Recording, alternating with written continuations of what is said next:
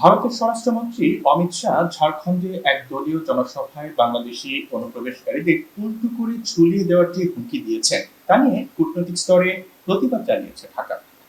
তবে এই প্রথমবার নয়, অমিত শাহ এর আগেও বাংলাদেশিদের উদ্দেশ্য করে কটূক্তি করেছেন। ভারতের গণমাধ্যমে প্রকাশিত খবর বলছে যে অন্তত দুবার তিনি বাংলাদেশি অনুপ্রবেশকারীদের উইপোকা বলেছেন। একবার বলেছিলেন এদের বঙ্গোপসাগরে ছুড়ে ফেলে দেওয়া হবে।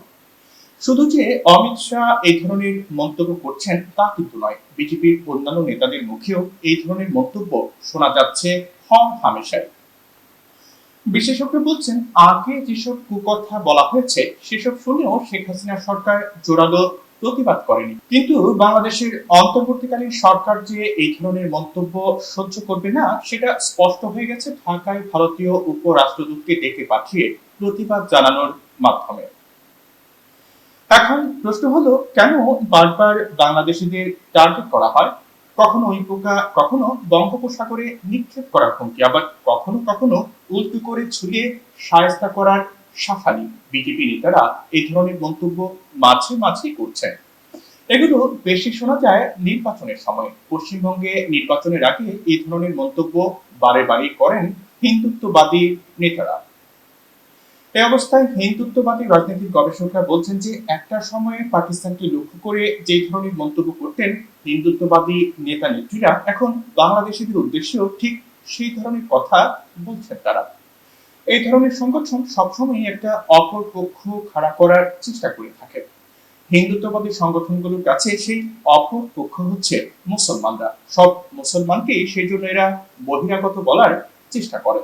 আন্তর্জাতিক সম্পর্কের বিশেষজ্ঞরা বলছেন বাংলাদেশি মানুষকে নিয়ে এই ধরনের কুকথা ভারতের নেতারা অনেক সময় তাদের নিজেদের সমর্থকদের, ভোটদাতাদের উদ্দেশ্য করে বলে থাকেন, বিশেষত নির্বাচন। অমিত শাহর মন্তব্য নিয়ে বাংলাদেশের পররাষ্ট্র মন্ত্রণালয় গভীর আপত্তি, তীব্র ক্ষোভ এবং চরম অসন্তোষ প্রকাশ করেছে এবং আহ্বান জানিয়েছে রাজনৈতিক নেতারা যেন এমন আপত্তিকর এবং অগ্রহণযোগ্য মন্তব্য করা থেকে বিরত থাকেন।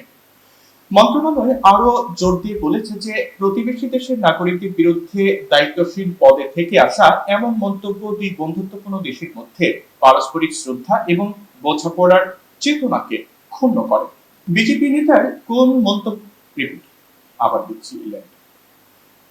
দিচ্ছিলেন বিজেপি নেতার কোন মন্তব্যের কারণে ভারতের কাছে কূটনৈতিক স্তরে বাংলাদেশ প্রতিবাদ জানাচ্ছে, এরকম ঘটনা নজিরবিহীন বলে মনে করেন আন্তর্জাতিক সম্পর্ক বিশেষজ্ঞরা। তারা বলছেন বাংলাদেশ যে ভারতের উপরাষ্ট্রদূতকে ডেকে পাঠিয়ে প্রতিবাদ জানালো এটা একেবারেই নজিরবিহীন। এর আগেও নেতা নেত্রীরা এই ধরনের কটু কথা বলেছেন, কিন্তু সে সময়ে বাংলাদেশের যে সরকার ছিল তাকে ভারত সরকার বন্ধু বলে মনে করত। তাদের অস্বস্তি হলেও এরকম কোনো পদক্ষেপ নেওয়ার কথা ভাবেনি সেই সময়কার শেখ হাসিনা সরকার।